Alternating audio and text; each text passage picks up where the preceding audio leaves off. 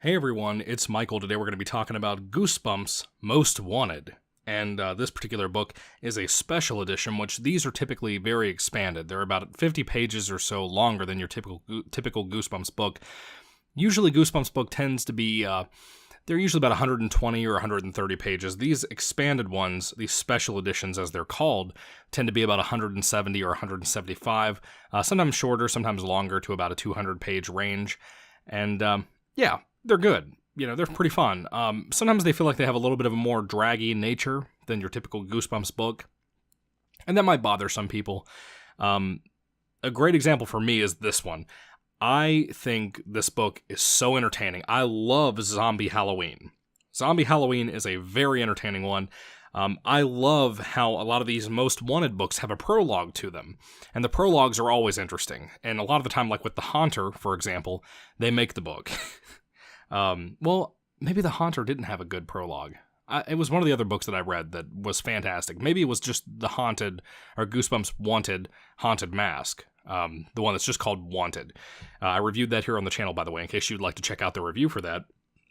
But Zombie Halloween has a prologue that takes place in 1944 during World War II.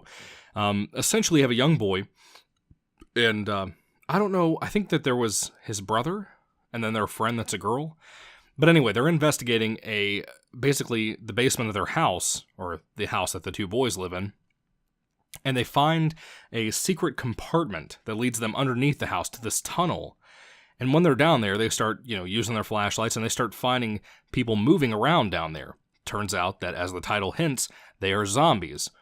And apparently this tunnel leads to the graveyard, and they don't exactly understand how that's possible or who created it or anything like that. But something horrible happens, just absolutely horrifying. I have talked about how, in some of my other videos, the more modern Goosebumps, the Most Wanted series, essentially, whether it be Goosebumps Wanted the Haunted Mask, or whether it be this, they have some gore to them, a little bit. You don't see the violence happen a lot of the time, in the sense of reading it about the event happening. In Wanted the Haunted Mask, you do, but not so much here. It's more of the aftermath of a situation that happens in this prologue that is pretty horrific. I mean, pretty horrific. Now, the story kind of changes up a little bit. The prologue ends with a really surprising twist that I love. I absolutely loved it. And essentially, we change to a completely different set of characters, years later living in the same exact house.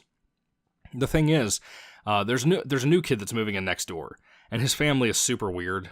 This main character and his friends are kind of trying to figure out what the deal is with that. But our main character also loves to hear stories from his grandfather, all these scary stories about things that are supposedly true, specifically about zombies existing. The grandpa's very weird. There's a lot of scenes where he kind of goes out in the yards, and he, over to the graveyard across the street that they live from, and they'll see him out there at nighttime in the middle of the night, and I can only imagine in my head thinking about how genuinely creepy that would be.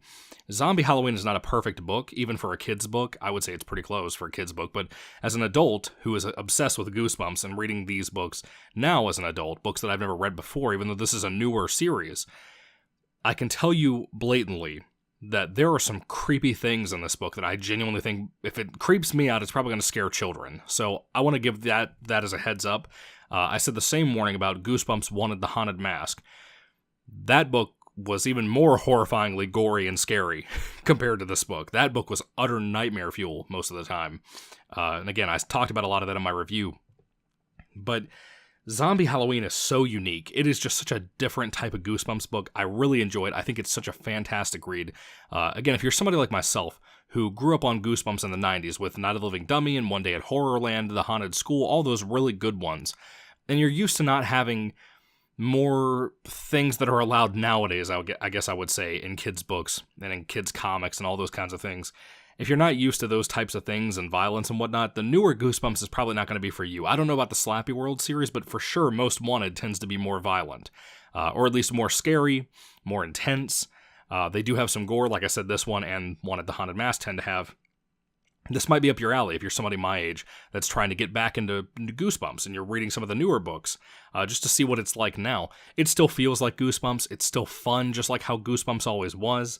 Very enjoyable stuff. I love the cover to this book. I love Goosebumps covers. I don't even care if they're the newer ones. One of my favorites is on one of the most lackluster books ever called The Haunter, which is also a Most Wanted special edition book like I talked about earlier. The Haunter has such a cool cover, and of course I'm going to do a review at some point talking about that book, so it'll be up here on the screen at some point. But still, that cover was amazing for that. Just absolutely beautiful. Just like this one with the orange color. You don't see a whole lot of creative kids covers like this nowadays. You don't see a lot of Goosebumps style horror type books for kids nowadays either. That's the interesting part. But anyway, getting back to the actual story. I like our characters. I think that the whole boy next door plot to this story really kind of bogs this down a little bit for me. It's kind of just filler. And it has this really dumb tie-in to the finale of this book that I just don't like at all. All the zombie stuff I adore. I think is so good. I think all the grandpa stuff is really good and creepy. The graveyard across the street idea is something I've never personally thought about. You know, there's a graveyard where my grandmother's actually buried in real life, not in the book. In case I'm not, making myself clear, that there's houses that are like across the street from that graveyard. I'm like, can you imagine what it'd be like to look out at your window at like 3 o'clock in the morning and you just see somebody wandering around in the graveyard, just wandering, or like, for even worse than that, just like floating, like just kind of bouncing but floating at the same time, very gently across the yards. Can you imagine what it'd be like to see that in the middle of the night? I mean, there's things like that in this book that genuinely just bother me in a primal way. Again, Zombie Halloween is a good read. I could not recommend this enough to you, especially if you're an older Goosebumps reader. If you're getting this for your kid, this might not be a good place to start them off, depending on how young they are. Maybe 9 and 10-year-olds would be fine with this, especially if they've got a little bit of exposure to horror movies and stuff under their belt.